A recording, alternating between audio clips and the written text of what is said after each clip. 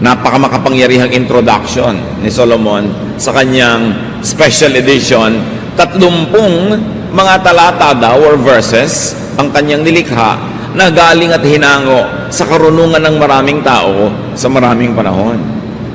So nangolekta si Solomon ng mga kasabihan ng kanyang lahi, ng mga matatanda, at pagkatapos ay isinaayos na ito para lalong maging napapanahon sa kanyang audience. So these are special editions because they are sayings of people arranged and expounded by Solomon himself. So the wise Solomon listened to others and then collected and arranged the Proverbs.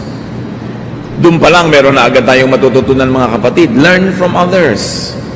Learn from Proverbs. Mga salawikain. Kung si Solomon nag-aral ng mga salawikain ng iba, tayo man, hindi lang yung salawikain nilista niya, pati salawikain ng ating mga ninuno ng sarili nating bayan. So you hear, contextualize, and apply other people's wisdom. Doon pa lang, tagtad na ng karunungan. Maiksi ang buhay. Hindi natin kayang pag-aralan sa buong buhay natin ang lahat ng dapat matutunan.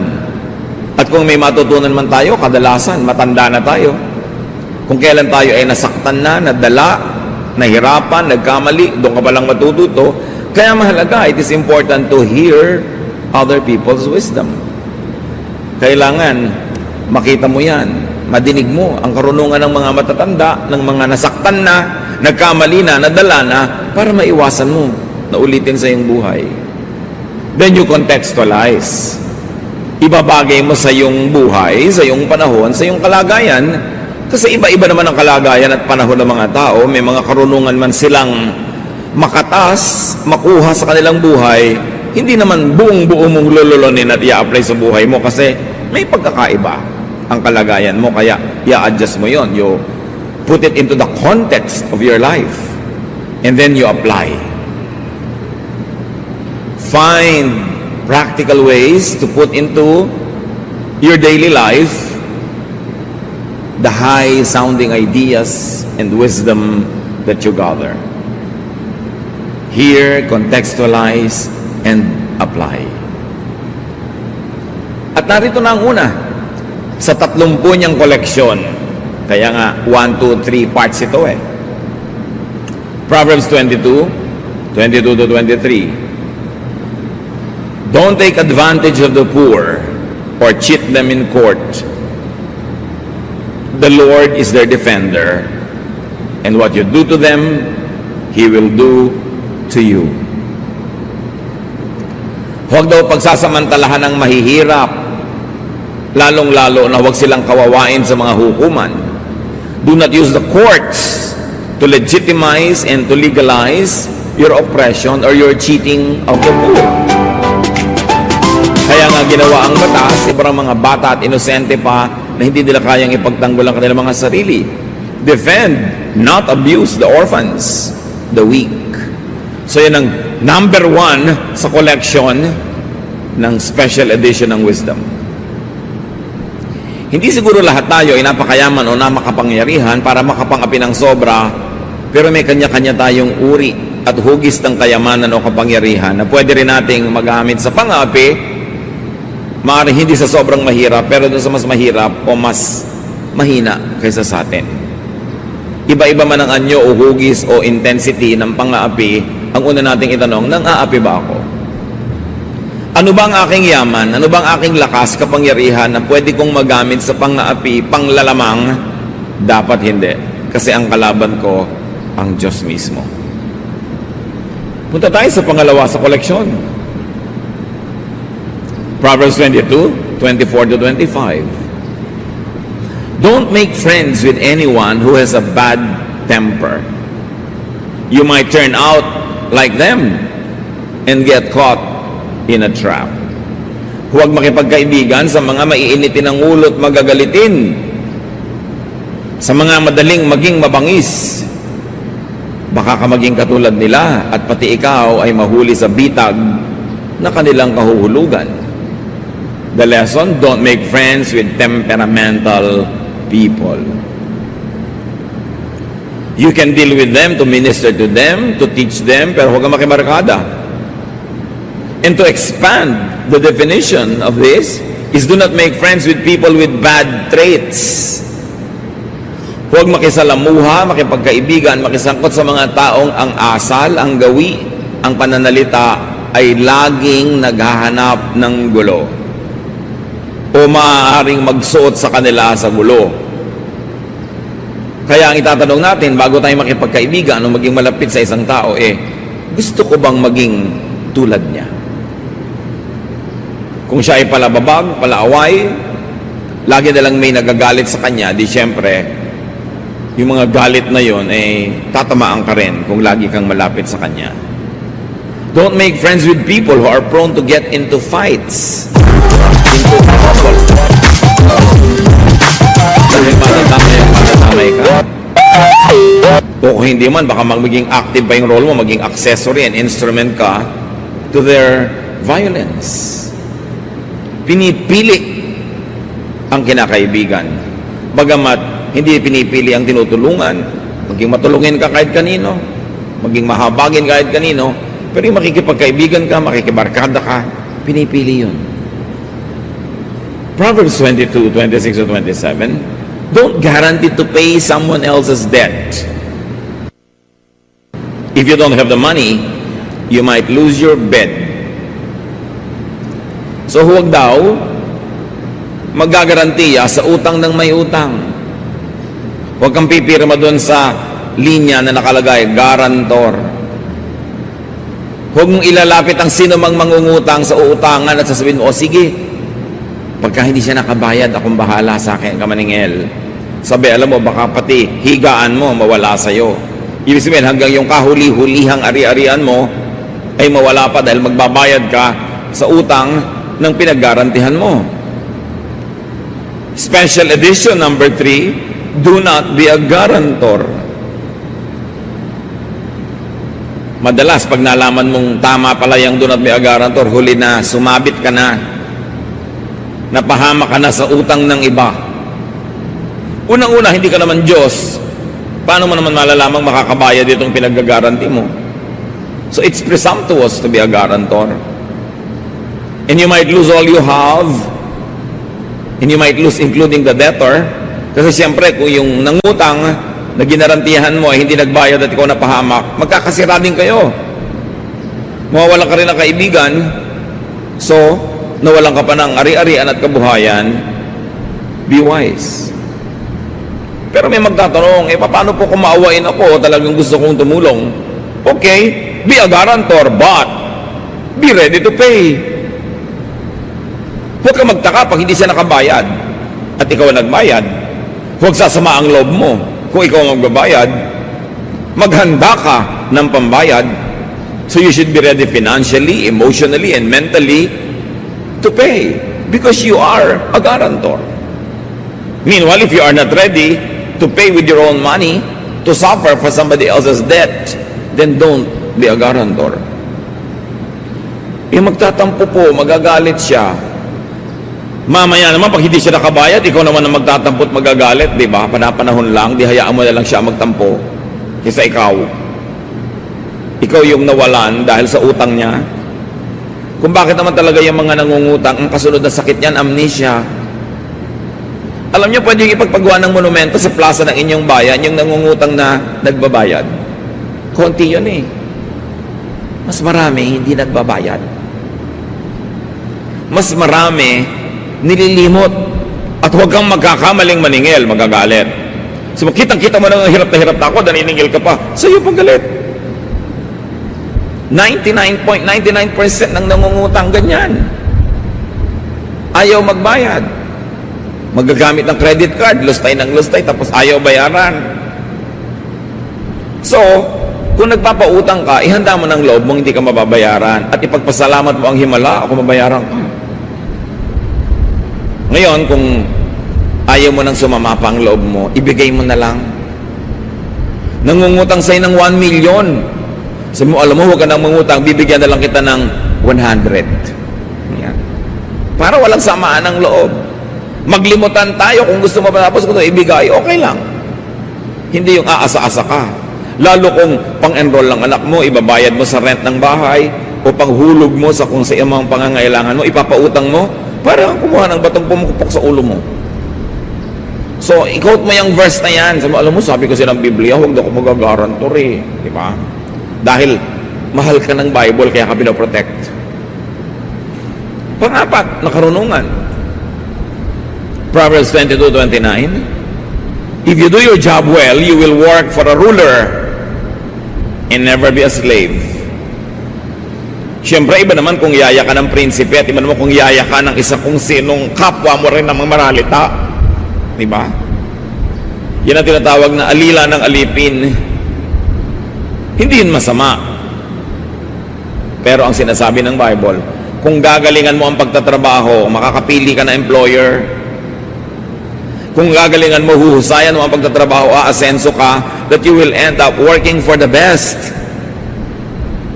So kung ikaw ay hairdresser, kung ginagalingan mo yan, darating ang panahon ang ginugupitan mo, mga star, mga mayayaman, mga mahilig sa magaganda at kayang magbayad. Kung magaling kang driver, ang ending mo, ipagdadrive mo ang presidente ng bansa o ipagdadrive mo ang mga matataasang ranggo sa lipunan. Kung mahusay kang modista, darating ang panahon, ang igagawa mo ng damit, yung mga pinakamagagandang mga gawa ng damit. Kung ikay mahusay na karpintero, mahusay kang tubero, aasenso ka. So ang work well, yun ang lesson. Maski ano pang trabaho mo, hindi ka magtatagal sa baba pag magaling ka. Kailangan ng mundo ng magaling eh. Sasabihin, iba ang hirap naman po maghanap ng trabaho. Sino may sabi sa'yo? Kahit nga yung mga call center companies, ang dami-daming vacancies. Tens of thousands ang kailangan. Pero hindi lahat qualified. Yung mga hirap na hirap maghanap ng trabaho, liban na lang na hindi pa nadidiscover ang galing nila, kadalasan hindi yun yung magagaling. At dahil marami yun, marami kang kakompetensya sa pag-aagawan nyo sa mga trabaho sa baba. Pero ang daming bakante sa taas. Pinapirate ka pa nga kung magaling ka. Nananahimik ka sa iyong kumpanya, biglang sinusulot ka ng iba dahil magaling ka. So sinasabi dito ng Proverbs, gusto mo umasenso, magtrabaho ka mabuti. Kasi lulutang at lulutang ka.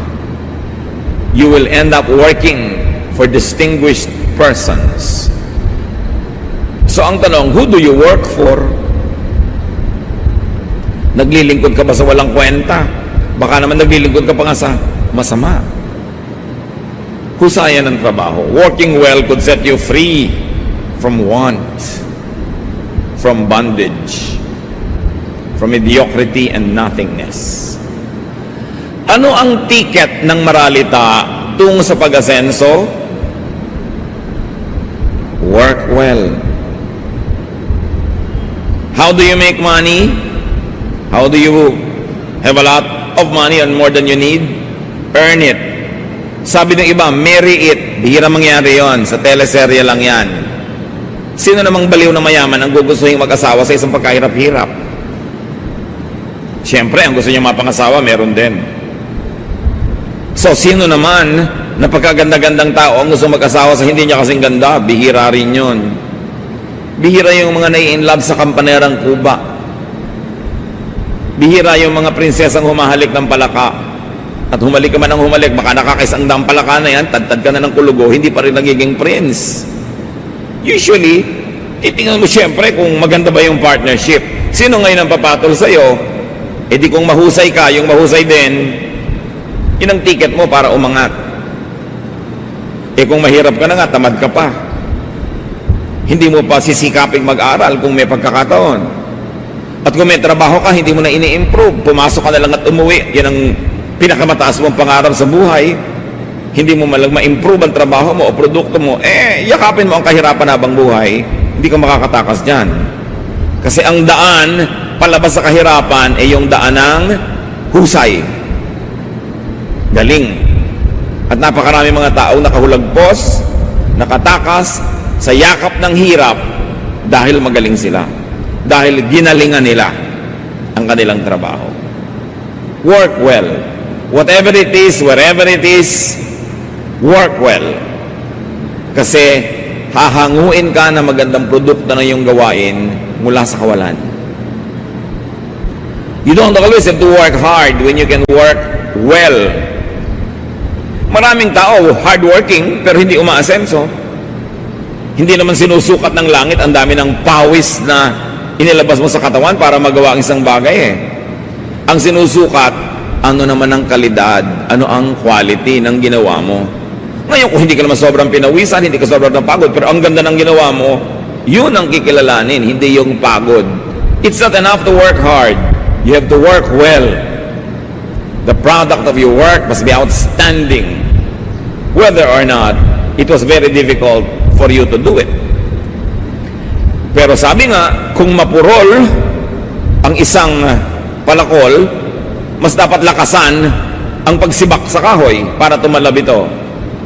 Kung mas mapurol ang gunting, mas dapat mong diinan ang paggupit. Mas mapurol ang kutsilyo, mas pagsikapan mong ihiwa ito. So kung medyo mapurol ka, yun, dun mo kailangan ng dagdag na sikap. Hindi ka natural at na outstanding. Hindi ka natural na excellent, dagdagan mo ng effort, ng pagod para mapunan yung kulang.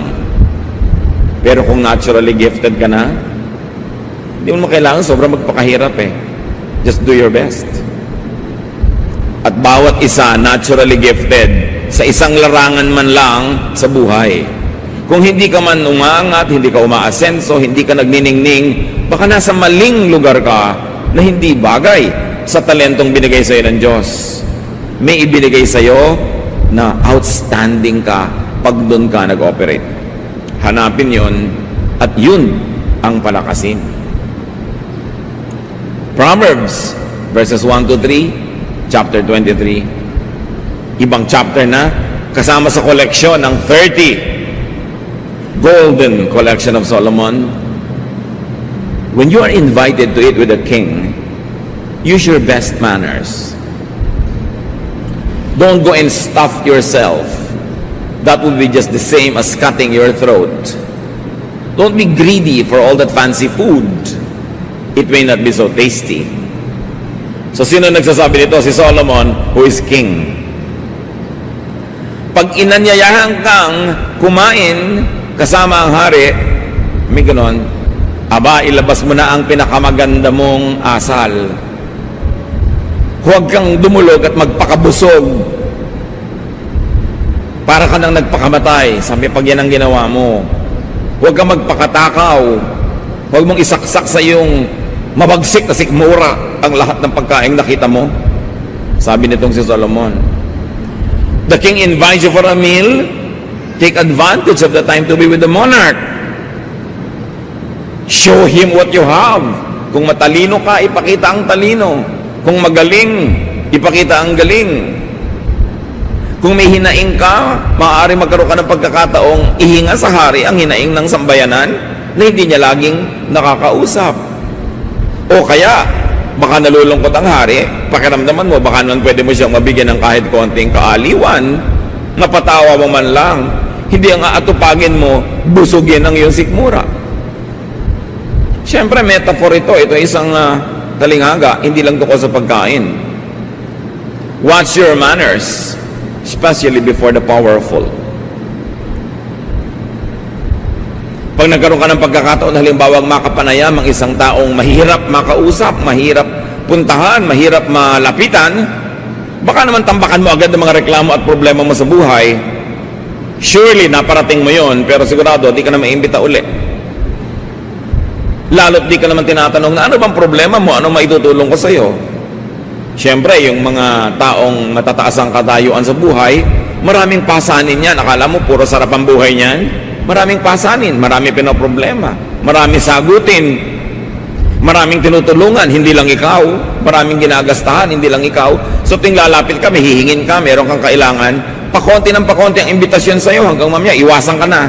Bakit? Dahil ang hirap mo namang makaharap, lagi ka na lang may kinukuha, lagi ka na lang may gustong madagit. Siyempre, iiwasan ka. So ano bang kailangan niya ngayon? baka naman konting libang. Singer ka ba, di kantahan mo. Sirkera ka ba, edi sumayaw ka sa alambre. O baka naman mabigyan mo siya ng konting runong kung ang runong-runong mo at humihingi siya ng advice. Pero kung ang kaharap mo makapangyarihan, hindi naman humihingi ng payo, huwag kang magpayo ng magpayo dahil baka mainis sa'yo. In other words, ang sinasabi lang ni Solomon, pagka may pagkakataon ka na ang kaharap mo makapangyarihan, bantayan mo ang kilos mo. Ilagay mo ang sarili mo sa tama. Ano ang tama? Hindi yung gusto mong mangyari. Ano kaya ang gusto noong nag-imbita sa'yo na mangyari? Biruin mo, kumisan, kasala, nakasama mo sa isang hapagkainan, isang taong hindi mo nakakasama kahit kailan, very powerful, very famous, or whatever, gugustuhin ka ba niyang makita muli? O isinusumpa niya na hindi ka na malalagay sa mesa na kasama niya forever? Yung iba kasi sinasamantala na nila, basta nagkaroon ng pagkakataon, gagawin na yung gusto. Pero hindi nila alam, humuhukay sila ng sarili nilang libingan. Do not treat every meal as a means to satisfy yourself. Do not treat every social occasion as a means to get what you want. It could open up opportunities for greater things in life. Seize the moment. With the ruler, with the powerful, with the wise, ano ang pinakamagandang gawin? Use the meal or the encounter only as a means to connect, not just to eat. Siyempre, pagka kumakain kayo, maganda may conversation. Baka kumain ka na lang ng kumain, nabusog ka na, tapos.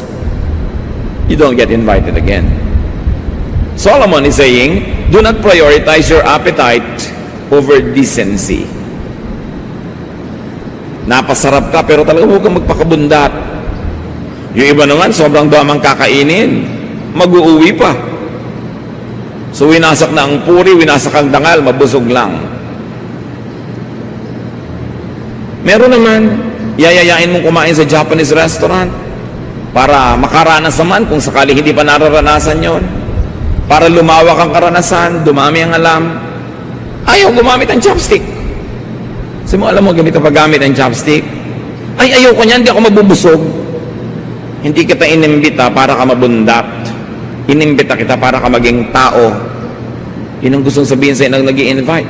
Ayaw gumamit ng ganito, ayaw gumamit ng, ay, hindi ako sanay sa ganyan. Hindi ka naman nandun lang para lang mabusog. Siyempre, pag naimbita ka, lalo mahusay yung nag-imbita sa'yo, ang goal mo, maimbita ulit. Katulad ng kung restaurant ka, hindi naman goal mo, may kumain lang na customer, ang goal mo, bumalik siya. Pero nandun ka, kumakain ka sa restaurant, wala pang 10 minutes na nandun ka na, decided ka na kung babalik ka or not. Diba? Yun ding naimbita mo, 10 minutes mo palang nakita, alam mo na, hindi ko na ito imbitahin uli. So kayo ba'y naimbita uli? Lalo ng mga taong may saysay. O tayo'y nakakadalaan? Kailangan, hindi nadadala sa iyo ang tao. Lalo yung taong yun ay nakakatulong, may magagawang mabuti, dapat hindi siya madala. Huwag na para kang mga angaw-angaw na insekto na ang dapuan, ubos. Makakadalaan ka. Proverbs 23 verses 4 to 5, ika-6 sa ating koleksyon. Give up trying so hard to get rich. Your money flies away before you know it. Just like an eagle suddenly taking off. So anong sinasabi ni Solomon? Na ang yaman-yaman, don't try too hard to be rich.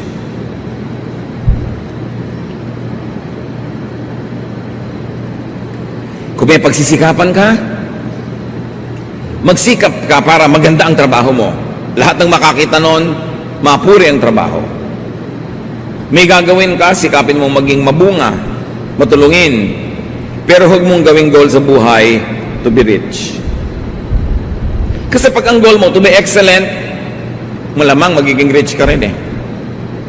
At hindi ka man maging rich, yung naging excellent ka, marami ka natulungan, may mga humanga, kahit konti man lang, your life will be well lived.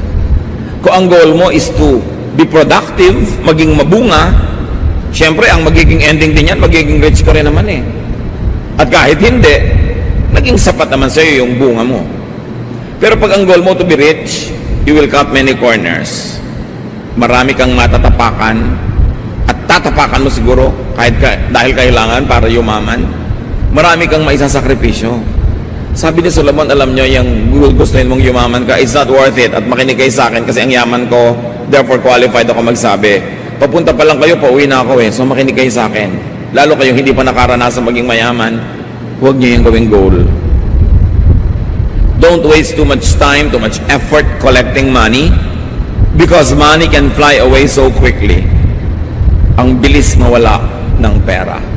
Marami tayong nababalitaan kahit sa mga dyaryo, kutakot-takot na mga kasamaan ng ginawa para yumaman o ang ending, nagagamit ba ang kayamanan? Nalalayo din sila sa kanilang kayamanan. Nalalayo din sila sa kanilang bahay. Nalalayo din sila sa mga taong mga dating kinakaibigan sila. Sabi ko noon, kasi pagyaman lang ang inatupag, hindi maging mabuting tao. Hindi maging mabungang tao. Yumaman ka, wala kang production. Hindi ba alisan ako yumaman ka dahil ang dami mong itinanim na munga, ang dami mong ginawa na produkto, may bumili, pero ang dami mong ninakaw, ang dami mong dinaya, ang dami mong ginawa ng masama, walang kwenta yon. Sabi ko noon, nawawala din yan bigla. Money is so hard to get, yet so easy to lose. So why sell your soul to the devil for money when you can so easily lose that same money? Work for things that last, that endure, like relationships. Huwag bibigyan ng higit na halaga ang pera kesa sa magandang pakikipagkapwa tao, kesa sa magandang relasyon sa kapwa, kesa sa pagiging makadiyos. Instead of collecting money, collect friends, collect goodwill, collect good health. Yan ang mga tunay na kailangan ng tao sa buhay. Ngayon, binigyan ka pa ni Lord ng bonus, yumaman ka, edi salamat. Kita niyo sa Solomon, ang runong-runong talaga.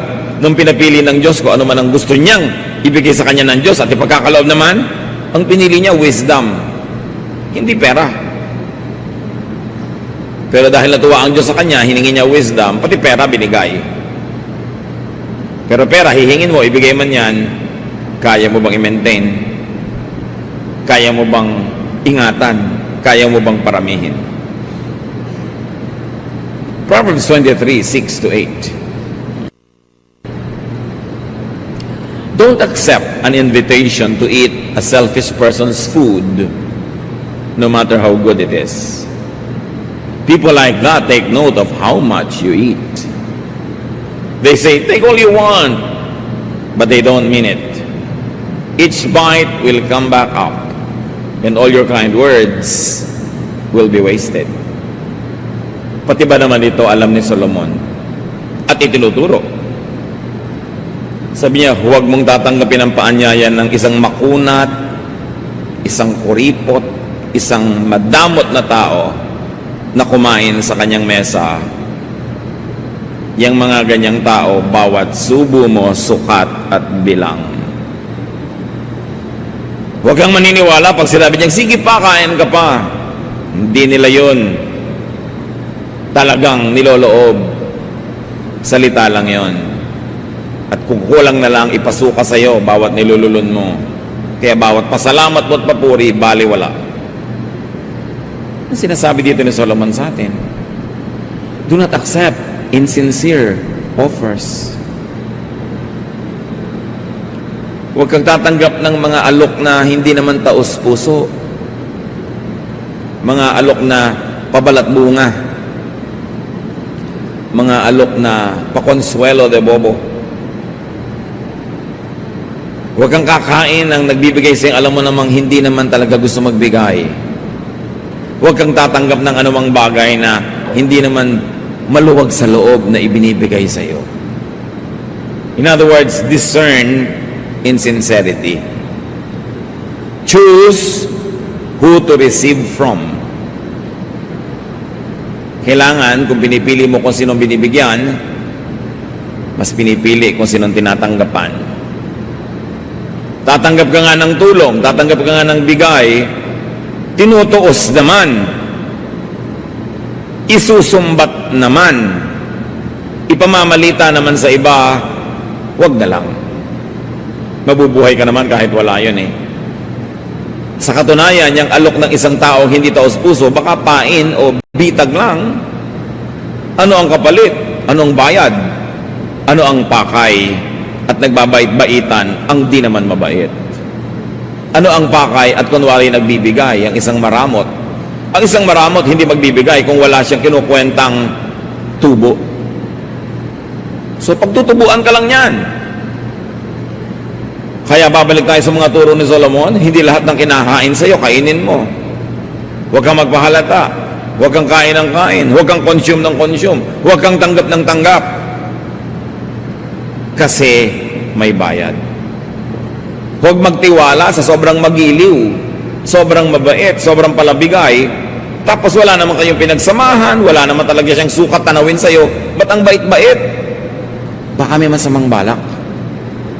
Sinabi na yan, ibalagtas sa Florante at Laura, kung ang isalubong sa iyong pagdating ay maamong mukhat, may pakitang giliw, lalong pag-ingat at kaaway na lihim, siyang isa-isip, nakakabakahin. Yung ang nice-nice, wala naman pinanggagalingan, may hidden agenda yon. May balak. Pag-ingatan mo. Proverbs 23 verse 9. Don't talk to fools. They will just make fun. Ang linaw, hubad na hubad, simpleng-simple. Don't communicate with fools. Huwag makipag-usap. Huwag makipagkwentuhan. Huwag makipag-text. Huwag makipag-PM. Huwag mag-email. Sa mga kahangalan ang laman ng isip. Don't listen to rumors, gossip, hearsay. Those all fall under the qualification of foolish talk. And especially do not pass or share or spread foolish ideas. Pag may natanggap kang message sa Facebook, huwag share ng share. Lalo't nakakasira sa kapwa na hindi mo personally chinek. O kaya may kwentong nakakatakot. Lulubog ang buong Manila sa lindol, bla bla bla. Nasukat mo na ba? Alam mo ba? Don't share, don't pass. Kasi magdadala ka ng nervyo sa iba, hindi mo naman alam kung sure yun. Lalo kasiraan ng kapwa, totoo man o hindi, don't pass. That is foolish talk. Hindi natin business yun. Kailangan manahimik ka. Lalo ngayon sa social network, ang bilis-bilis kumalat ang balita, maganda man o pangit, dapat meron kang responsibilidad, pananagutan. Pag may naninira sa'yo, sinisiraan si ganong tao, alam mo ba, personally, na-verify mo ba, huwag ka maniniwala agad. Kasi we are people of truth. No matter how convinced a person is to try to tell you about somebody else's kamalian or kapintasan, maaaring nagkakamali siya sa perception niya. At kahit pa nga tama't totoo, dapat niya bang pag-usapan? So listen to wisdom.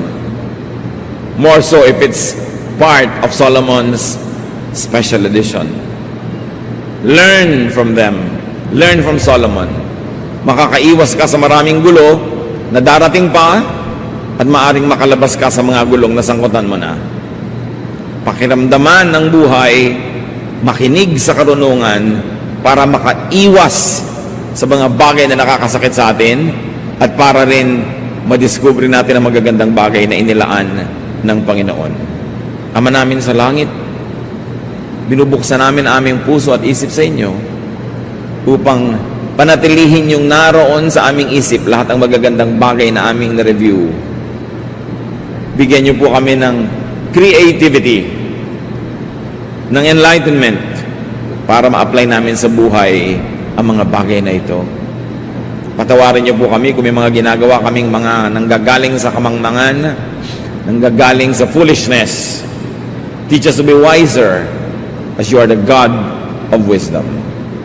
Pagbulay-bulayan natin mga kapatid, isa man lang sa marami nating pinagsalu-saluhan at gumawa tayo ng mga tiyak na pasya na pakinabangan natin ito at pakinabangan ng mga natin sa buhay. Dear Lord, as we sit still, as we listen for your voice, speak to us and teach us how to operationalize these lofty ideals. Manatili sa presensya ng Panginoon at hanapan ng paglalapatan sa buhay ang mga karunungan ni Solomon.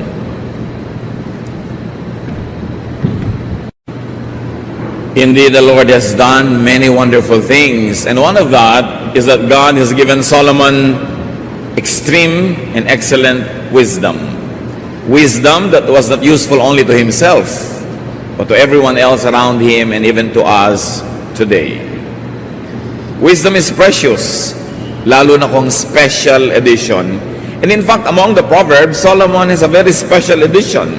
30 Proverbs that he said are very special that people should keep in their hearts. And now we're going to discuss some of them as we have discussed kanina ang first worship service yung iba. At sa susunod na worship service sa Miyerkules, yung pangatlo. This is a 3-part message on the special collection of Solomonic wisdom. Ang pamagat ng pag-aaral natin ngayon, Solomonic Wisdom, Special Edition, actually part 2 of 3 parts. Thank you, Lord, for Solomon's wisdom. Thank you for everyone around him that helped him improve his wisdom. And now we thank you for the privilege of partaking of that wisdom. Patawarin niyo po kami sa mga kasalanan namin, sa mga maruruming pag-iisip, sa maruruming salita, sa pananakit ng kapwa, sa mga pagbibintang, sa mga pagkukulang namin sa aming mga tungkulin, sa aming mga personal na paglabag sa iyong mga utos. Pakalinisin niyo kami, Panginoon. Cleanse us with the blood of Jesus. Enable us to rise above ourselves and meet with you in a higher level of consciousness, of spirituality. And we ask you, Father, to give us a simple message coming from the wisdom that you have given to Solomon and to the people that he also learned from. And may you give us the wisdom to apply this in daily life. Lead us, teach us, empower us to understand the power of your truth. At nawa, Panginoon, ang iyong mga salita maging kagamutan, kalakasan ng aming katawan, ng aming isip, ng aming emosyon, at ng espiritu. Patahimikin niyo pong loob namin, payapain niyo kami, ano man ang pwedeng gumulo sa amin, at ang inyong pagpapala maghari sa dakong ito, lalong-lalo sa bawat puso ng narito ngayon. Bless us, Father, with your truth. We seek you, thanking you in the name of Jesus, your Son, our Lord and Savior. Amen. We shall be reading from Proverbs 22, this time from verses 17 to 21, a very important prelude to the many Proverbs that Solomon called special. Here are some sayings of people with wisdom, so listen carefully as I teach. You will be glad that you know these sayings and can recite them. I am teaching them today so that you may trust the Lord. I have written 30 sayings filled with sound advice. You can trust them completely to give you the right words for those in charge of you. So this is Solomon speaking. Sabi niya, marami akong kinolektang mga kasabihan, karunungan, galing sa mga ninuno, sa mga taong nag-iisip, at inayos ko sila at naging 30 mga salawikain na nagbibigay ng mahalagang payo sa buhay. These are sayings of people arranged and expounded by Solomon. So why Solomon listened to others? Hindi siya kontentong marunong siya at pinarunong siya ng Diyos. In fact, marunong siya, kaya marunong siyang makinig sa kapwa. Why Solomon collected and edited the Proverbs which we now enjoy. Immediately, meron siya agad tinuturo sa atin, mga kapatid. Learn from others. Learn from Proverbs. Mga salawikain, kasabihan ng matatanda, dahil marami na silang natutunan sa buhay. And so what do we do with wisdom? Especially collective wisdom of a people? Hear, contextualize, and apply other people's wisdom to you. It's important to hear. And why hear? Because there are many things that compete for our attention. Pag narinig natin ang karunungan ng iba, pwede na nating maiwasan ang pagkakamaling nagawa nila. Marami naman mga tatao kaya lang natututo dahil nagkakamali. Through trial and error, mostly through errors, people learn. Kaya pag may edad na ang tao, marami na naging pagkakamali. O marami na siyang napanood, naobserbahan na pagkakamali ng iba. And when you learn from them, you avoid committing the same mistakes. Nakakatipid kang magbayad ng matrikula. Nakakatipid kang mahirapan at masaktan. Kaya mahalagang nakikinig. Then you contextualize. Lalo karunungan ng ibang tao, ibang panahon, ibang lugar, ibang kultura, hindi naman buong-buo mong lululunin at i-apply sa iyong buhay, kailangan ibinabagay mo sa iyong buhay, sa iyong kondisyon, sa iyong kalagayan.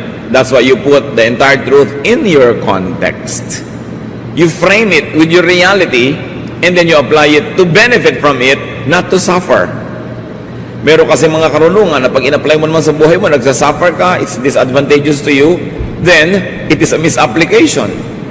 Because the words of God are given so that we might be free, we might be happy, fruitful, godly, and comfortable. Then what do you do with what you hear? And contextualize, you apply it. Therefore you move. Hearing must end in moving. Moving your body, moving your life, moving your direction. At ang kauna-unahan sa ating ngayong pag-uusapan, Proverbs 23:12, listen to instruction and do your best to learn. Tatanungin mo ba naman si Solomon na marunong kung ano ang dapat mong gawin? Siyempre, ang unang niya sabihin sa iyo, learn. Learn always.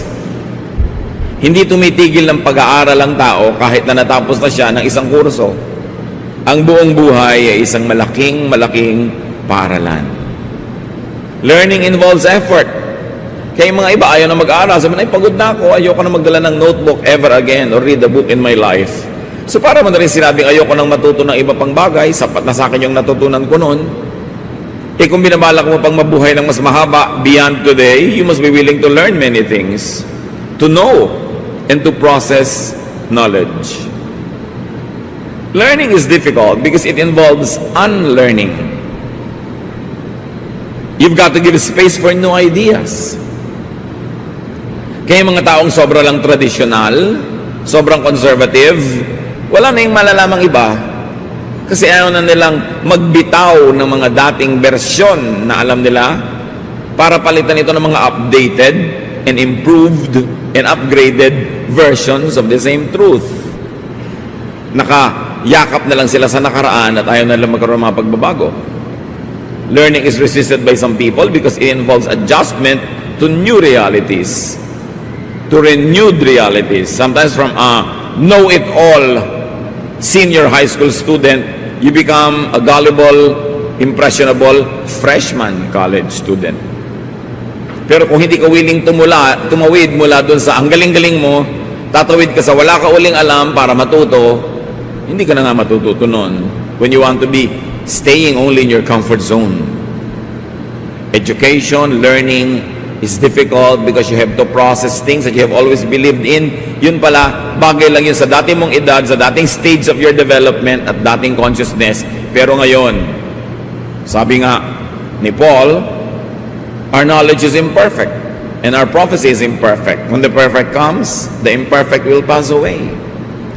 Sabi niya, when I was a child, I thought like a child. I reasoned like a child. But now that I'm a man, I give up childish ways. So sa pag-aaral din natin, may mga i-give up ka na dati mong alam kasi meron ka na ngayong kakayanan na improvein yung kaalaman na yun. Sa lahat ng bagay, lalo sa pagkakilala sa Diyos. Sa palagay ba natin, 5 years ago, 6 years ago, 10 years ago, kumpletong kilala mo na ang Diyos at hindi ka na willing mag-aral pa? Hindi ka na willing na ma-refine pa yung dati mong alam at ipagigiitan mo yung noong pa man ay naunawa mo pero ngayon ayaw mo nang bitawan, hindi matatapos ang pag-aaral. Room for improvement is the biggest room in the world. So immediately we learn something else, that we should go with and go after learners and seekers. Mabuting tayo nakikisalamuha, nakikipagmabutihan sa mga mahilig mag-aral, sa mahilig magsaliksik, mahilig makipag-usap na nakakapagpatalas ng isip. So isa sa mga mahalagang payo ni Solomon, keep learning. Sa mga bagay na physical, mental, spiritual, social, scientific, keep learning. Habang rumurunong ang tao, mas lumalawak ang isip, nagiging mas mabait. Kakambal ng konting alam ang kakitira ng isip. At kakambal ng kakitira ng isip kung minsan ang kalupitan. Ang kalupitan sa kapwa na hindi mo naiintindihan, i-judge mo agad na mali. Ang problema mo lang pala, makitid lang ang utak mo, hindi kasya yung maraming kaalaman. But because of this narrow-mindedness, you demonize those who are in a higher level of thinking. Kaya pagkamang mga tao, kadalasan, malupit din. Mapanghusga. Kaya dapat aral ng aral. Proverbs 23:13 to 14. Don't fail to correct your children.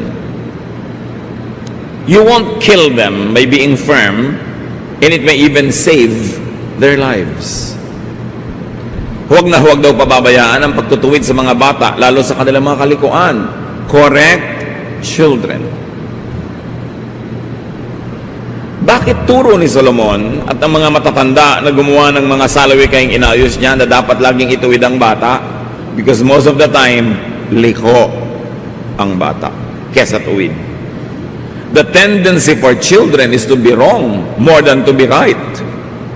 Proverbs 22:15, all children are foolish, but firm correction will make them change.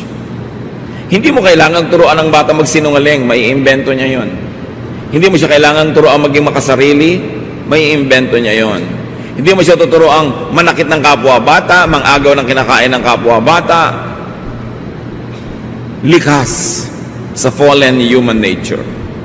Kaya habang maaga, itinutuwid agad ang liko. Kesa sa katandaan na, kalakihan yung liko, mahirap nang ituwid.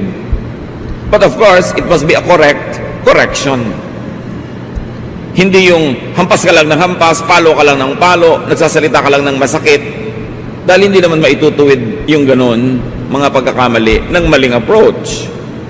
So, correction won't harm children. In fact, non-correction is what could kill them. Pag kulang tayo sa pagtutuwid sa mga bata, maaari ang mga bata lalo pa nga mapahamak. Hindi yung kawawa naman yung bata, ayaw mong turuan, ayaw mong disiplinahin, ayaw mong pagalitan. You must correct children on time. Preferably before an error is committed. Para alam na niya, pag kinukomit niya yun, conscious siya that is committing an error and therefore malilimitahan ang kanyang paggawa nun.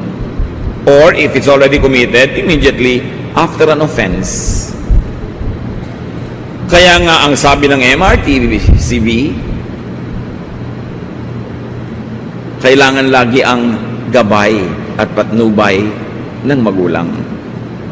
Dahil pagka hindi tayo nagbigay ng patnubay, di ba? Programa ay rated PG. Patnubay at gabay ng magulang ay kailangan sa mga batang manonood. O ganon. So mga anak, makakapanood ka ng mga hindi totoo. Yung mga lumilipad dyan, hindi totoo yan. Fantasy lang. Makakapanood ka ng mga kalupitan, huwag mong gagayahin. O kaya, huwag mo nalang papanoorin. So, dapat nakabantay ka sa mga bata. Makakakita sila ng eksena ng mga tao sa street. Sinasabi mo agad, nag-editorialize ka na. Anak, huwag mong gagayahin yung kilos na yan. O yung dura ng dura sa kalsada, huwag mong gagayahin yan. Etc. etc. Kailangan ng pagtutuwid. Kasi halos wala pang laman yung isip ng mga bata. Kung ang mauna doon, mahirap nang tanggalin. Kaya pag may pumapasok na mali, alis na agad dyan, nilalagyan mo.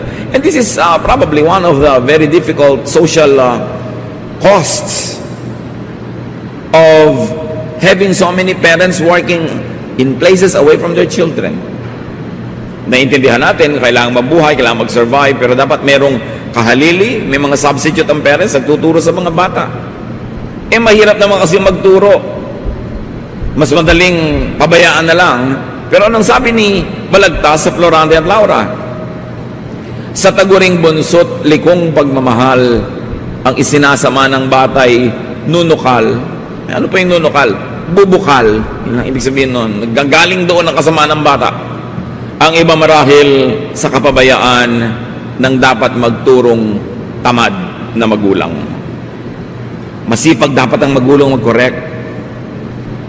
Proverbs 23:15-16, My children, if you show good sense, I will be happy. And if you are truthful, I will really be glad. So yun ang itinuturo ng magulang sa anak. Pag gumawa ka anak ng mali, I will be sad. Kung gusto mo lamang maging first honor, nag-cheat ka, I will be sad. I will not be glad na naging honor student ka pero nag-cheat ka. Values.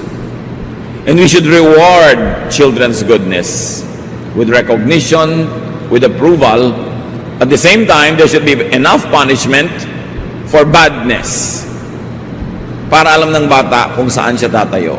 Pag kinalakihan na ng bata ang paggawa ng tama, kahit later on, hindi mo na bantayan, hindi mo na laging paalalahanan, likas na sa kanya ang pag-ibig sa tama at pagkamuhi sa mali. Pero pag napabayaan, the first 4 up to 7 years, ang hirap bawiin ang mga maling natutunan niya. Proverbs 23:17-18, pangatlong wisdom ni Solomon sa koleksyon. Don't be jealous of sinners, but always honor the Lord. Then you will truly have hope for the future. Ba't sinabi yan? Kasi maraming taong naiinggit, nananaghili, nagsiselos sa mga masasama.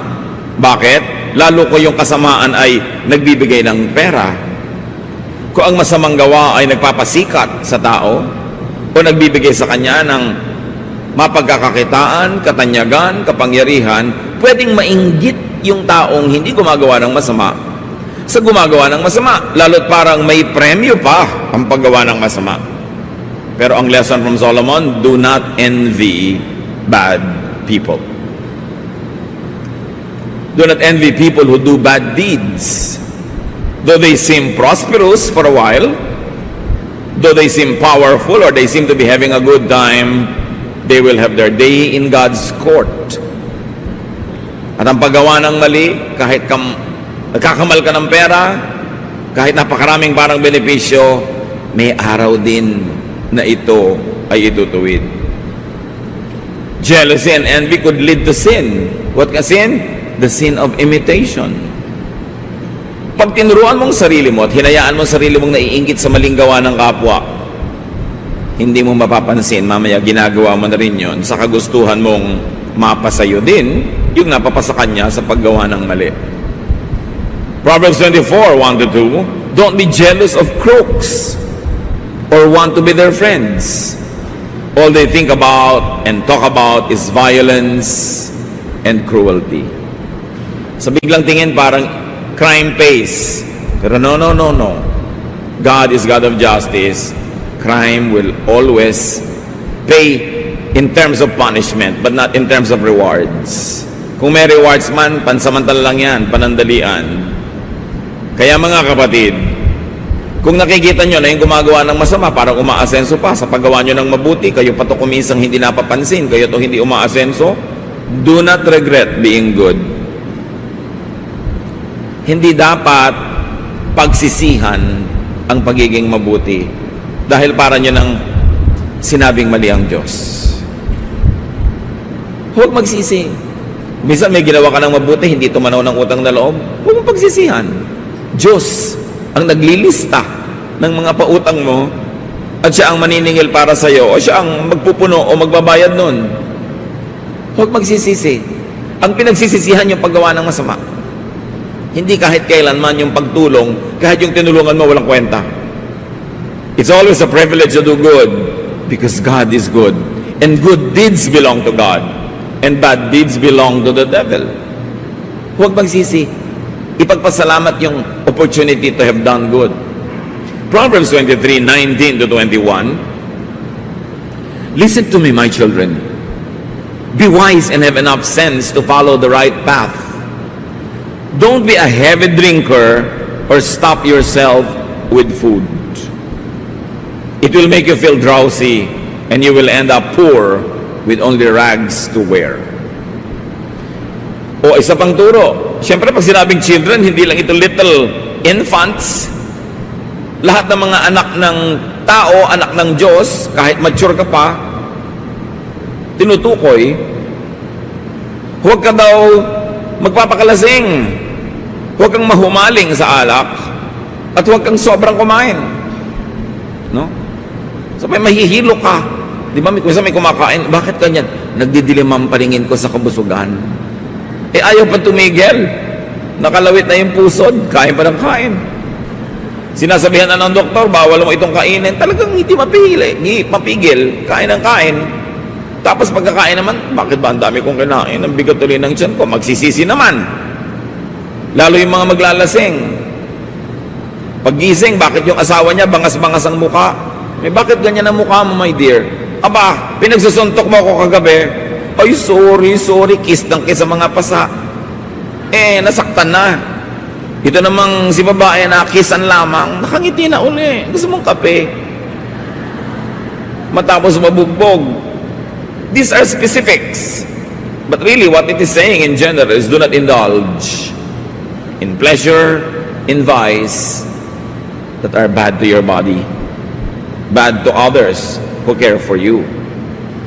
Yung mga sobrang naglalasing, may sakit na nga sa atay, ayaw tumigil kumain ng matatamis, may diabetes na nga.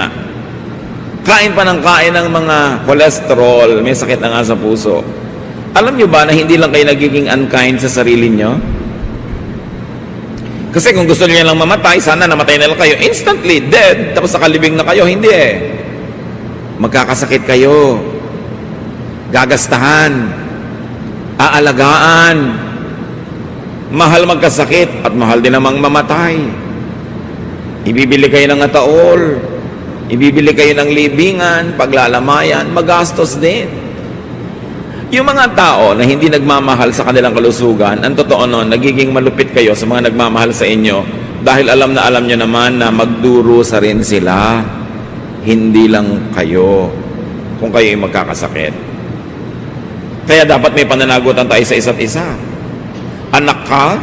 Naku, I will not indulge in very dangerous sports kasi pagkabigla ako na paralitiko dito, buong buhay ko, aalagaan ako ng magulang ko, tumatanda na sila, mag-aalaga pa sila ng na-paralyzed dahil sa isang very dangerous activity.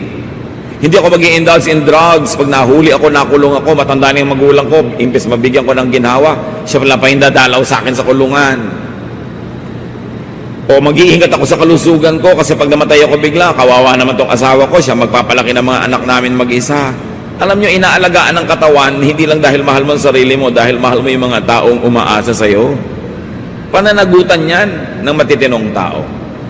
So ano ang paalala dito ni Solomon? Restrain yourself. Magpigil. Anything that you love, desire, and covet could be your master. Ang hinahangad mo, ginugusto, hinahabol-habol, magiging Panginoon mo yan. Kaya tiyakin mo unang-una na hindi yan alak, hindi yan drugs, hindi yan nakakasama sa iyong katawan dahil marami rin namang madadamay kung magkasakit ka. Panglima, sa collection na ito na very special, verses 22 to 25. Bili na naman sa mga anak. Pay attention to your father and don't neglect your mother when she grows old. Invest in truth and wisdom, discipline and good sense, and don't part with them. Make your father truly happy by living right and showing sound judgment. Make your parents proud, especially your mother. Kabilin-bilinan ni Solomon na pinarunong ng Diyos. Pansinin mo ang itinuturo sa inang ama at huwag na huwag mong papabayaan ang iyong ina sa kanyang pagtanda. Kailangan gumugol ka mamuhunan ka sa karunungan, sa disiplina, sa katinoan, at huwag na huwag kang wawalay sa tamang daan. Pasayahin mo ang iyong ama sa pamamagitan ng matinong pamumuhay. Hayaan mong ikarangal ka na yung mga magulang, lalong-lalo ng iyong ina. Bakit ng ina? Kasi siyempre napakasakit ang puso ng ina kung may ginagawang kaaliwas-wasan ng kanyang anak. Nakakahiya halimbawa, masakit, walang magandang bunga, nasasaktan ng magulang. Again, pananagutan natin sa mga nagmamahal sa atin na magpakatino. Be a good son or a good daughter. Sa Old Testament kasi madalas ang kausap lang lalaki, pero siyempre kung son, kasama din yung daughter doon. Hindi na lang ina-address specifically. Anong bilin mga anak? Make your parents happy and proud because of your good behavior. Yung huwag kang gumawa ng ikahihiya nila. Kahit hindi ka nahihiya, sila nahihiya, di nasasaktan sila. Isinasaalang-alang yon.